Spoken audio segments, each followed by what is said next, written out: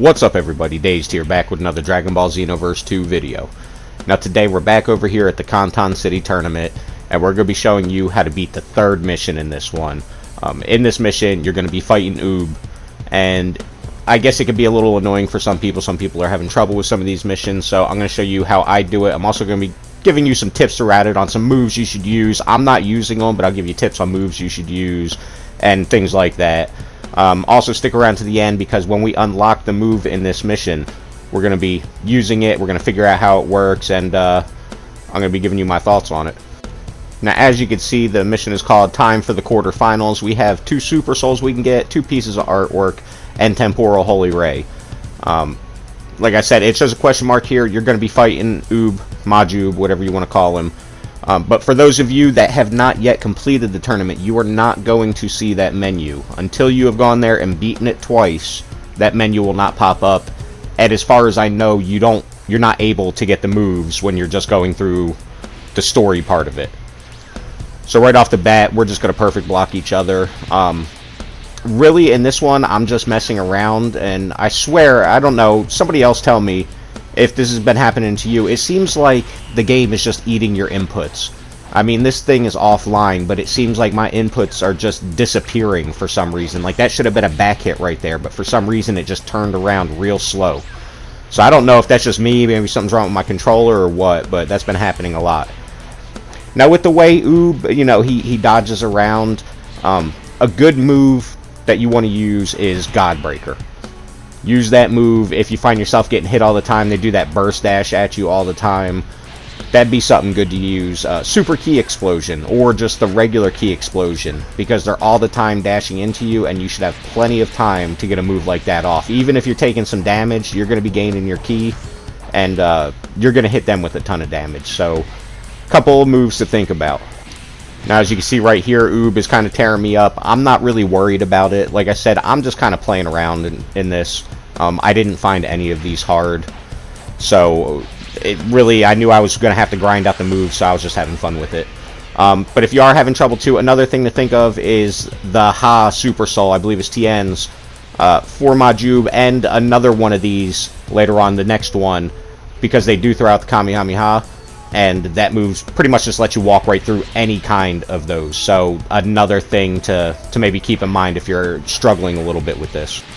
Now I'm really curious to what Oob's Super Soul does, because my Emperor's Death Beam honestly should have taken him out, and it kept activating. So I'm really curious. That must like affect my damage output or something like that. He doesn't take as much damage when that thing's active. I will have a video showing all 13 of the new ones and how they work, because a couple of them were a bit confusing, so we're actually going to test those out in a video too, so look forward to that here soon. So as you can see, we beat it. We only S-ranked it. I always recommend, we got 2 of the Super Souls, and as you're going to see here, we're going to unlock the move. Now I always recommend you try and Z-rank these for the best chance of getting the drops. Usually I don't get skills to drop unless I'm getting that S or the Z rank on it. So that's another thing I recommend, you know, try throwing a bunch of grabs, try and throw in the things that you know will get you the extra points. So yeah, now we're going to go ahead and we're going to test out the move, see how it works. Now right off the bat, I'm just going to tap the button. I'm not going to do anything else. And as you're going to see, it seems like it's slow, but it's kind of deceptive. You can also charge this up. Alright, that's not something you might have figured out yet. You can charge it up, but not only can you charge it up, you could charge it up a lot. As you can see, the little clock moves, but you can go move around and start attacking the person if you want. And when that timer gets all the way back down, it's just going to fire off. Now, one problem I have with this is it doesn't track people very well. Oh, you can also make it fire anytime you want by redoing the inputs, you know, hitting R2, and whatever button you've got it assigned to will make it fire off instantly for you. So right here, we're going to test it in a knockback and see if we can hit somebody. And actually, yeah, you can.